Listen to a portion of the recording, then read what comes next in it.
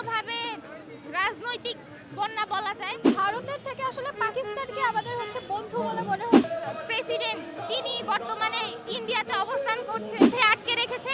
তারপর যখন দেখেছে অনেক বেশি বন্যা হচ্ছে তখন তারা রাজনৈতিকভাবে বাংলাদেশে ছেড়ে দিয়েছে।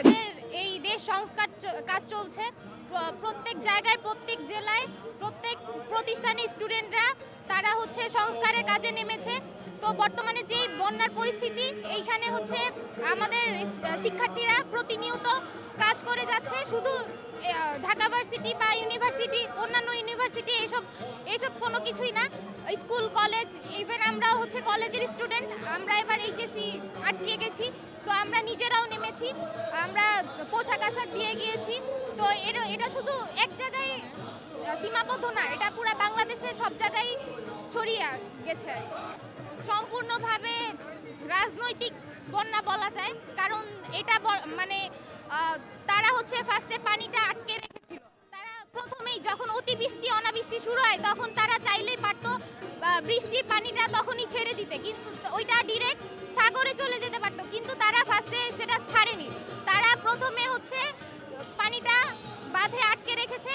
তারপর যখন দেখেছে অনেক বেশি বন্যা হচ্ছে তখন তারা রাজনৈতিকভাবে বাংলাদেশে ছেড়ে দিয়েছে, যেন সেটা মানে বাংলাদেশে প্লাবিত হয়, বাংলাদেশের মানুষ ক্ষতিগ্রস্ত হয়।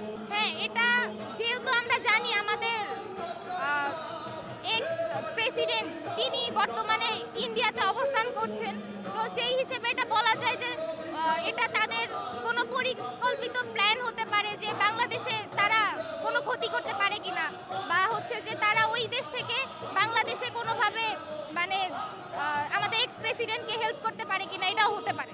অবশ্যই তাদের প্রথমে আমাদের জানানো উচিত ছিল। আর আমরা আগে থেকে ভারতকে আমাদের বন্ধু দেশ বলে জানতাম, কিন্তু বন্ধু যদি এমন হয়, আমার মনে হয় শত্রু এরকম বন্ধুর থেকে আরো বেটার, এটা বলে আমি মনে করি। আমরা সবসময় জেনেছি পাকিস্তান আমাদের শত্রু, কিন্তু আসলে এই অসময়ে এসে দেখছি আমরা ভারতের থেকে আসলে পাকিস্তানকে আমাদের বন্ধু বলে মনে হচ্ছে। অসময়ে পাকিস্তান আমাদের অ্যাপ্রিসিয়েট করছে আমরা যা করছি, উল্টো দিকে ভারত যাদেরকে আমরা বন্ধু দেশ হিসেবে জেনে এসেছি, ভারত আমাদের উল্টো আক্রমণ করার চেষ্টা করছে। আমাদের এই দুর্বল সময়, আমরা এমনিতেই দেশের পরিস্থিতি অনেক খারাপ যাচ্ছে, উপর দিয়ে ভারত এরকম একটা আক্রমণ আসলে মেনে নেওয়া যায় না। আমি ভারতের উদ্দেশ্যে কিছু বলার নেই, কিন্তু আমি এই বাংলাদেশের মানুষদের উদ্দেশ্যে বলবো, আপনারা সবাই ভারতীয় পণ্য সবকিছু বয়কট করার চেষ্টা করুন, সব পণ্য বর্জন করুন, সবকিছু ভারতের পণ্য ব্যবহার করা বন্ধ করে দিন। আশা করি ভারতের কিছুটা হলেও এতে শিক্ষা হবে। হ্যাঁ, মোটামুটি যতটুকু না করলেই না, সবটুকু বয়কট করে দিন। ভারতের সরকার এতে ভারতের সরকারের শিক্ষা হবে বলে আমি মনে করি। তারা বুঝবে তারা কি ক্ষতি করার চেষ্টা করেছে আমাদের। আমরা তো চুপ করে বসে থাকতে পারি না এভাবে। আজকে থেকে আমরা সব ভারতের পণ্য বয়কট করলাম, ভারতের কোনো পণ্য আমরা কিনবো না, পুরো ভারতকে বয়কট করে দিব। আশা করি ভারতের সরকারের শিক্ষা হবে এতে।